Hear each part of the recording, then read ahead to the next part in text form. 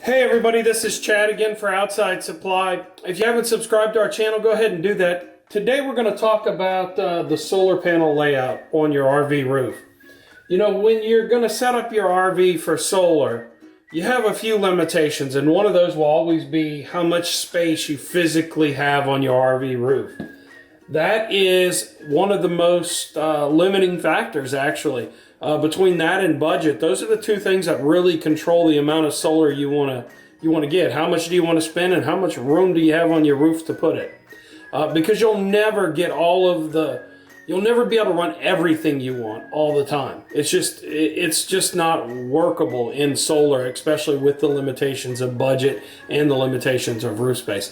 But what we've created on Outside Supply is a layout your RV panel guide. So if you go ahead on our site and you search for the way to properly lay out your panel, in fact, you're probably on this page, and if you click a little further down, you'll find the actual guide where you can print this out and get a very similar layout for your RV. So what we like to do is, first, we like to work the plan. We like to diagram our roof, then we like to place our panels, and then we like to plan our wire path.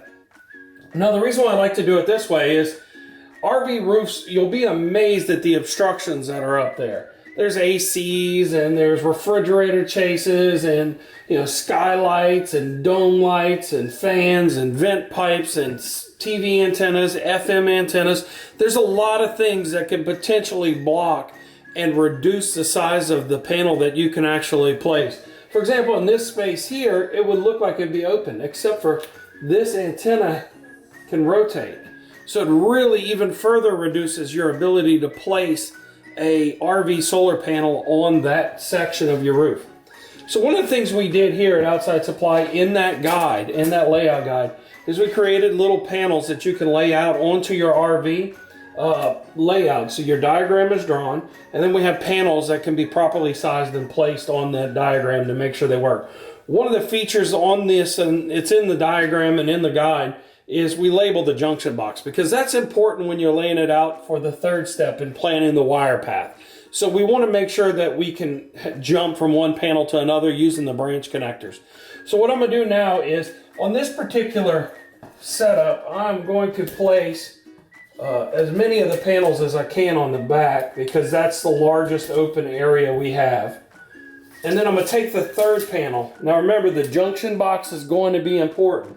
So what I'm going to do is I'm going to place this one upside down, and my junction box is there. So now really this system that I've created here is going to be a really good layout for 480 watts of solar.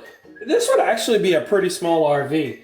There's not as much roof space on this one. This is probably something like a 24-foot unit, somewhere around there. Larger RVs can handle definitely more solar. So. But when you get larger RVs, you start adding a second air conditioner, possibly additional bathrooms. There's also a lot more obstructions. Okay, so now we've diagrammed the roofs, we've placed the panels, so let's plan our wire path. So we're going to use a refrigerator chase on this one. That's where the refrigerator vent comes through the RV roof, and we're going to use that to run our wires. So what we're going to do is we're going to jump from this panel here, and there's going to be two cables. We're going to jump to that one. We're going to come up to this panel here, jump to that one, and then we're going to come down our refrigerator chase. And what that's going to do is create a very clean layout for our RV solar panel. So we'll have the wiring up here. It'll be complete. This will probably be hidden and secured, probably with some tie wraps and maybe some sealant as well. Now, one thing to consider when you're doing this is most people don't spend their time on RV roofs. I don't recommend many people spend time on RV roofs unless you have an RV specifically designed for that. It's dangerous. You're 11 foot. You wouldn't climb up on your house roof most days. So even if you see videos with people jumping up and down on them, Chad says don't do it. The reason is be safe. It's not worth it. And if you ever get over your head when you're installing this, call a professional. They could probably get your RV in and out of the shop faster than you think, and they can do a really good job. So remember, make that good decision to ask for help when you need it, and professional help at that. So be safe and work the plan. for Outside Supply. I hope this video has been helpful at how to lay out your RV solar panels. And go ahead and like our channel, Outside Supply. Subscribe to us. And any comments or questions you might have, go ahead and reply at the bottom of this feed. Thanks.